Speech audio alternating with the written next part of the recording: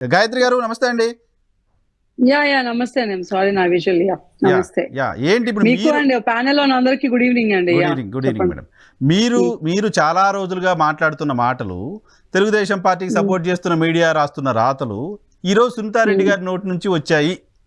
Direct గా వెంకటరెడ్డి గారు చెప్తున్న మాట. అంటే మేము చాలా రోజుల నుంచి మాట్లాడుతున్నాం. సరే మా టాపిక్ పక్కన పెడితే ఈ రోజు జరిగిన ఇన్స్టిట్యూట్ ని తీసుకొని ఉంటే ప్రెస్ ముందుకి సునీత గారు వచ్చారు. మా తండ్రిని చంపిన దాని గురించి ముందుకెళ్ళట్లా కేసు, మాకు డిలే అవుతుంది జస్టిస్ డిలే అయిన ఎవరైనా సరే ప్రెస్ ముందుకు రావటంలో నాకేమో ఆశ్చర్యం కనపట్లేదు.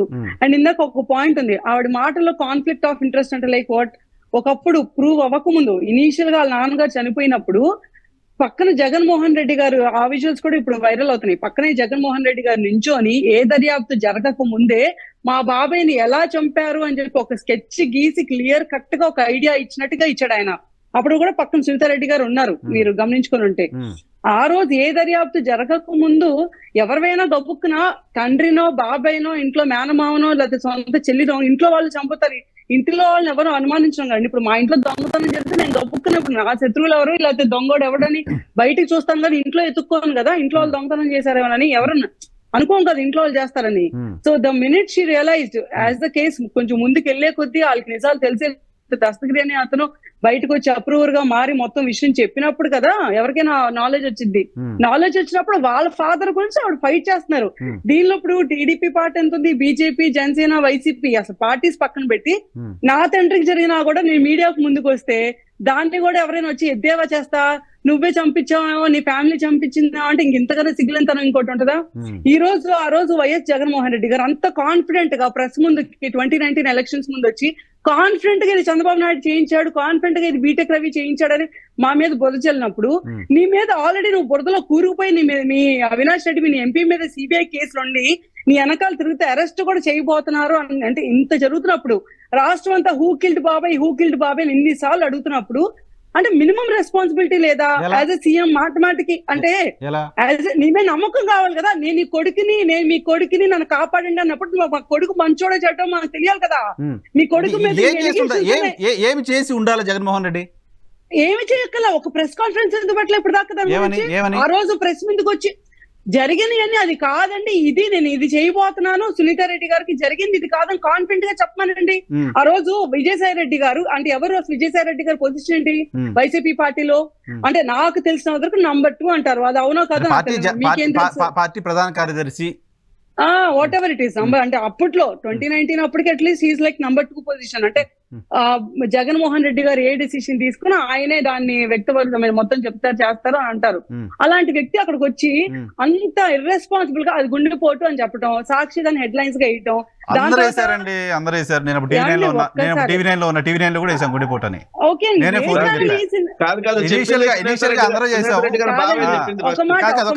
అంటే ఇప్పుడు విజయసాయి రెడ్డి గారిని ఇప్పుడు దాకా ఎవరు ఎందుకు క్వశ్చన్ చేయలేదు?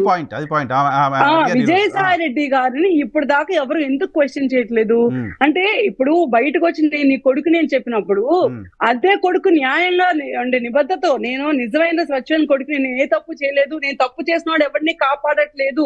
మరి ఆ రోజు నువ్వే చెప్పావు కదా జగన్ అంటే చెప్పారు కదా అసెంబ్లీలో మీకు గుర్తులేదేమో, అసెంబ్లీలో గుర్తు చేస్తా. ఒక కన్ను ఇంకో కన్ను పొడుచుకుంటుందా, ఒక కన్ను ఇంకో కన్ను పొడుచుకుంటుందా అని మాట్లాడారు జగన్మోహన్ రెడ్డి గారు. అతను ప్రూవ్ అయింది కదా. మరి అవినాష్ రెడ్డిని ఎందుకు కేసు అరెస్ట్ చేయబోయారు సిబిఐ వాళ్ళు? వాళ్ళకి ఏంటి సరదా? అవినాష్ రెడ్డితో సిబిఐ వాళ్ళకి ఏమైనా శత్రుత్వం ఉందా?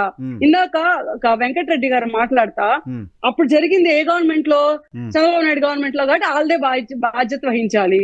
జగన్మోహన్ రెడ్డి గారు వాళ్ళ నాన్నగారు సీఎం గా ఉన్నప్పుడు చాలా అక్రమాలు చేశారు, అయితే ఫైనాన్షియల్ క్రైమ్స్ చేశారని వాట్ ఎవర్ ఇట్ ఇస్ ఆయన కేసెస్ పెట్టి ఈడీ వచ్చి ఒక 43,000 కోట్లు ఏదో ఆధీనం చేసుకొని కేసులు పెడితే ఆ రోజు కూడా ఇదే అన్నారు.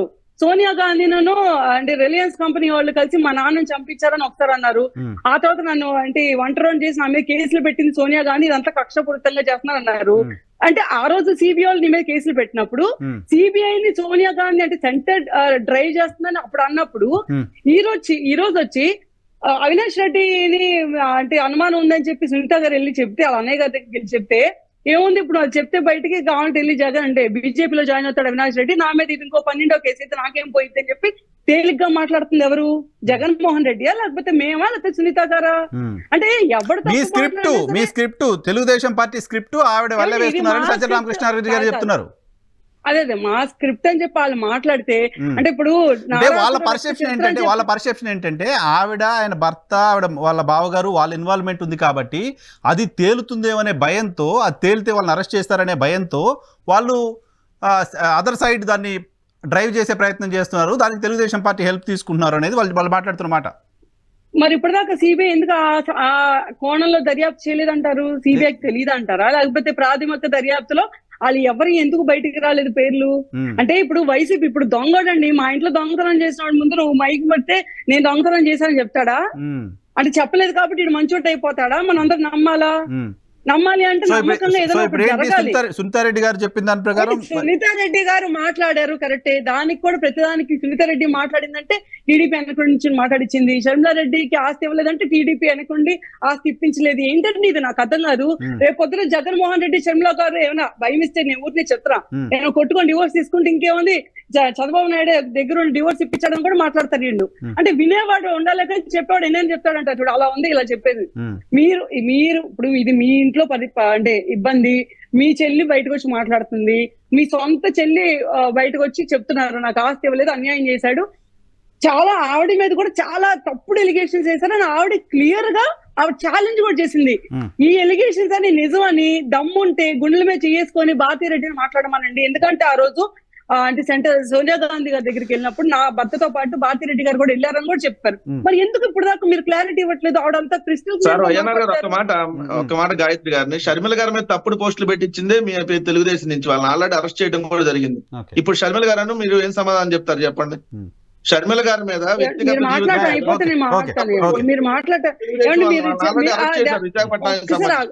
మీ రాజకీయాలు ఎలా ఉంటాయి అంటే అరే ఒక మాట నన్ను కంప్లీట్ చేయమనండి. షర్మిలా రెడ్డి గారి మీద ఎక్కడైనా సరే క్యారెక్టర్ అసాసినేషన్ పోస్టులు పెట్టినా, భారతి గారి మీద పెట్టినా, భువనేశ్వరి గారి మీద పెట్టినా, ఏ ఆడమనిషి మీద పెట్టినా కూడా అరెస్ట్ చేయడంలో తప్పులేదు. మీరు అరెస్ట్ చేయిస్తే మాత్రం ఐ అగ్రీ విత్ యూ, చెయ్యండి, తప్పులేదు. అది మా పార్టీ చేస్తే నేనే సపోర్ట్ చేయట్లేదు కదండి. మీకులాగా తప్పుడు పోస్టులు పెట్టితే ఎవరినైనా చెప్పు తీసుకొట్టండి, ఇదే మేము చెప్పేది.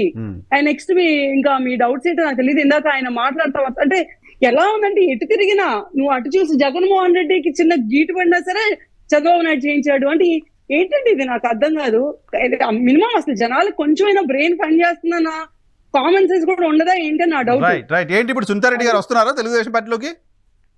లేదండి, మాకు తెలియదు, నిజంగా ఐడియా లేదు. ఆవిడ ఏం చేసుకుంటారా నెక్స్ట్ పొలిటికల్ స్టాండ్ ఏంటి మనకైతే ఐడియా లేదు. పోటీ చేయడానికి సంబంధించి ఆమె డోర్స్ క్లోజ్ చేయలేదు, పోటీ చేయడానికి సంబంధించిన ఆప్షన్ ఎక్స్ప్లోర్ చేసి పెట్టుకున్నారు. సారీ కాల్ వచ్చింది. పొలిటికల్ ఆవిడ పోటీ చేస్తారా లేదా అనేది ఇప్పుడు ఒక మనిషి ముందుకు వచ్చి పోటీ ఒక మహిళ ఒక ముఖ్యమంత్రి బాధితురాలు యాజ్ ఫర్ యూ, ఆమెకి ఆమె పోరాటం చేస్తున్నప్పుడు ఆమె తెలుగుదేశం పార్టీ ప్లాట్ఫామ్ ఇచ్చి ఆమె తీసుకుంటే తప్పలేదు కదా. యాజ్ పర్ మీ కదండి, యాజ్ పర్ సిబిఐ అనుకుంటున్నాను నేనైతే. As per CBI, as per మీ ఏంటండి నాకు అర్థం కాదు. నేను చెప్తాను ఏంటి, మీ నాన్నని చంపారని అట్లా ఏం కాలే కానీ మేము ఎవరు లేదని ఎవరు సృష్టించలేదు కదండి. అది ఓన్లీ వైసీపీ ప్రభుత్వం మాత్రమే చేయగలదు. ఆమె పోరాటానికి మీరు మద్దతు ఇచ్చి ఆవిడ ముందుకు వచ్చి ఆమె న్యాయబద్ధంగా పోరాడుతున్నప్పుడు ఆవిడకి పొలిటికల్ సపోర్ట్ కావాలంటే మేబీ మరి ఏ పార్టీ అయినా సపోర్ట్ చేయొచ్చు. బాబు గారు సపోర్ట్ చేస్తారు, బాబు గారు సపోర్ట్ చేస్తున్నారు, కృష్ణరాజు గారు సపోర్ట్ చేస్తున్నారు, రాఘరామకృష్ణరాజు గారు. అదేంటి ఈ కేసు విషయంలో నాకు సపోర్ట్ గా నిలబడ్డారా? నా ఓపెన్ గా థాంక్స్ చెప్పారు. పోరాటంలో సహకరిస్తుందని చెప్పారు. ఓకే, అంటే ఇప్పుడు దాని తప్పే ఉందండి చెప్పడంలో. ఉంది శత్రువును కూడా థ్యాంక్స్ చెప్పొచ్చు కదండి. మనకి ఎవరైనా సహాయం చేస్తే శత్రువుకు కూడా థ్యాంక్స్ చెప్పాలి. నేను తప్పనట్ల పార్టీలో మీరు విల్లింగ్ గా ఉన్నారా తెలుగుదేశం పార్టీ తీసుకోవడానికి? ఆవిడ పాయింట్ నాకు తెలియదండి, అది బాబు గారు తీసుకోవాల్సిన డిసిషన్ కాబట్టి it's purely up to him. అది ఆవిడ చాయిస్, ఆయన చాయిస్. రైట్.